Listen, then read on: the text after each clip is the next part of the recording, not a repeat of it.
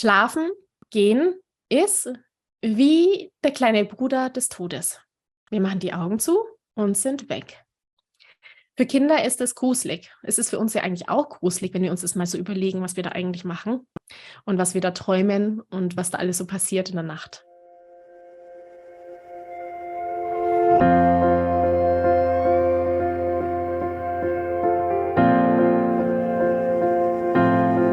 Hallo und herzlich willkommen bei Loslassen und gemeinsam wachsen, deinem Podcast rund um bewusste und bedingungslose Elternschaft. Mein Name ist Manuela Festel, ich bin Mama, Mutmacherin und vor allem Mentorin für achtsame Kommunikation und gewaltfreie Konfliktlösung mit Kindern. Und genau darum geht es auch hier in diesem Podcast. Ich zeige dir, wie du deinen Weg in eine bewusste, authentische und bedingungslose Elternschaft findest und Konflikte schließlich mit deinem Kind achtsam, respektvoll und gewaltfrei lösen kannst. Ganz ohne Schimpfen und Bestrafen. Bist du bereit? Na, dann lass uns loslegen. Hallo ihr Lieben, herzlich willkommen zurück hier in Loslassen und gemeinsam wachsen. Ich habe heute ein Thema, das ich so sehr kenne, das kann ich dir gar nicht sagen. Es geht ums Einschlafen, um die Einschlafbegleitung und den so tiefen Wunsch als Mama, dass der Papa bitte mal die Kinder ins Bett bringt. Jetzt ist es dann vielleicht so, dass das Kind das aber gar nicht möchte. Was machen wir nur dann? Wie ist das denn, wenn ich als Mama den Wunsch habe oder als Papa, dass der Partner oder die Partnerin in dem Fall die Kinder ins Bett bringt, damit ich Raum für mich habe, wie auch immer ich das dann nutzen möchte? Diese Frage stellte mir eine Frau aus Gemeinsam wachsen, meinem 12-wöchigen Mentoring-Programm, und ich durfte sie mit all meinem eigenen Erfahrungsschatz, mit meinem Wissen beantworten und natürlich auch ein bisschen Einblicke geben, wie das eben so ist mit dieser Herausforderung am Abend. Ich lese dir, wie du das schon kennst, erst einmal die konkrete Frage vor und hoffe, dass du nach dieser Episode ganz viel Vertrauen, Ruhe und Klarheit mitnehmen kannst, um diese abendlichen Situationen, die immer wieder in Familien herausfordernd sind, gut annehmen und begleiten zu können. Für dich, für deinen Partner und natürlich auch für dein Kind oder deine Kinder. Viel Freude, viel Spaß, viele Erkenntnisse heute in dieser Episode. Wir haben gerade ein Thema mit ins Bett bringen bei meinem Mann. Unser Sohn, der ist 5, will dann einfach nicht, rennt dann zu mir, versteckt sich hinter mir, hält sich an mir fest, ruft nein, ich will nicht ins Bett. Er jammert und nölt. Die Idee ist eigentlich, dass ich an den Abenden, wenn mein Mann ihn ins Bett bringt, eine Pause habe. Aber irgendwie ist das Gegenteil der Fall.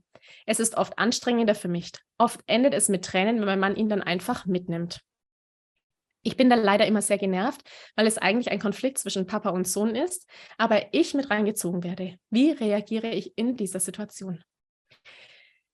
Okay, ich freue mich schon, dich kennenzulernen. Weil da ja viele Themen sind, die du mitgebracht hast, auch an Herausforderungen, die ich da gelesen habe. Und wir machen mal die Situation mit dem Abend. Also die Abendsituation an alle ist die kniffligste des ganzen Tages, mit Abstand. Es gibt noch die Morgensituation im Loskommen und der Pünktlichkeit, aber die Abendsituation ist knifflig. Warum? Weil Kinder nicht gerne einschlafen. Es kommt später, glaube ich, auch nochmal, dass wir schlafen gehen Situationen haben.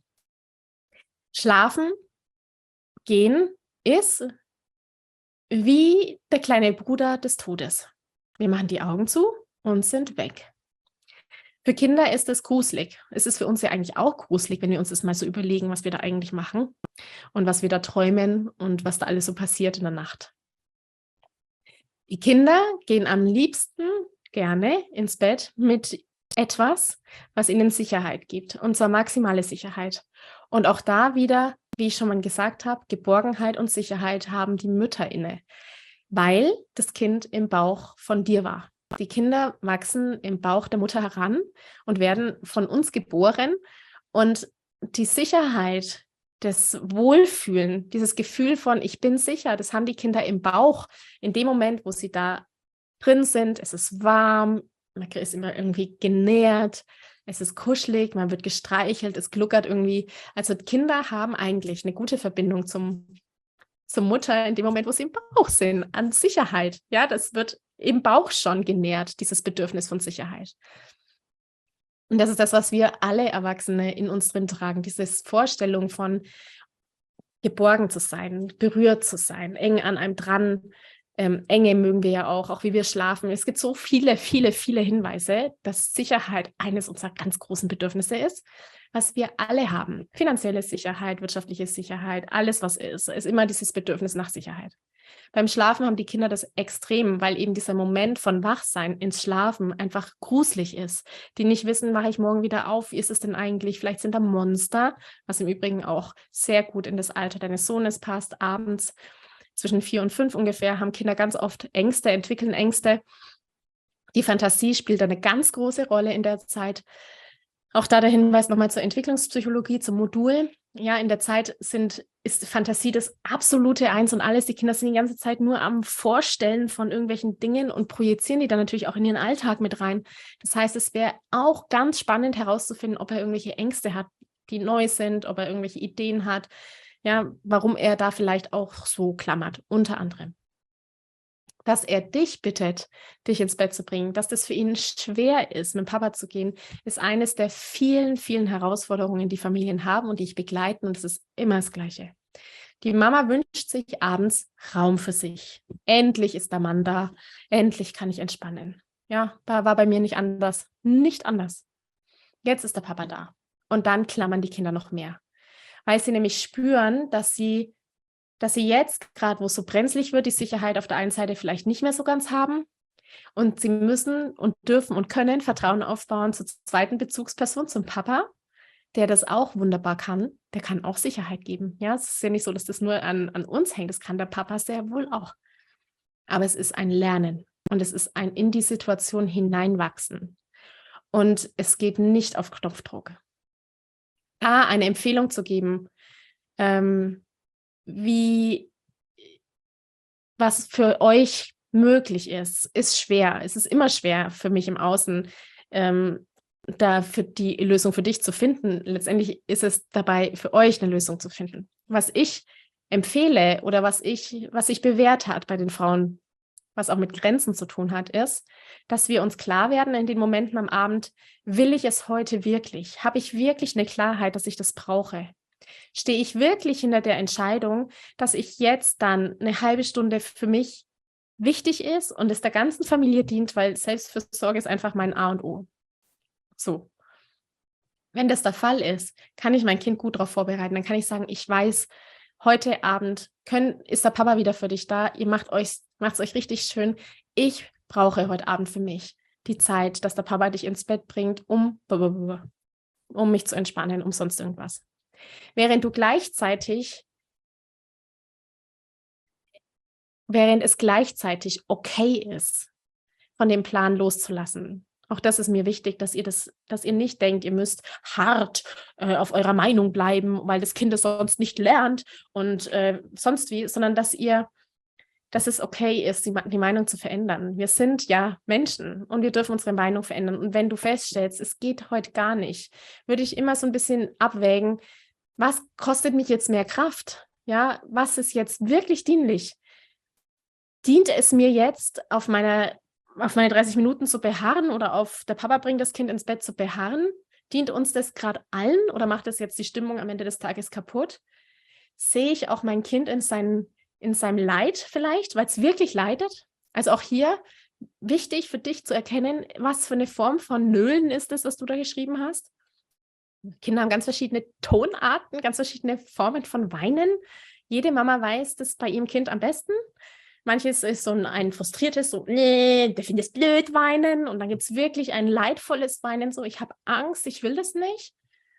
Darauf wirklich das zu hören und darauf zu reagieren, finde ich ganz essentiell. Und das auch zuzulassen. Ja, zuzulassen für dich, dass du deine Meinung änderst. Genau.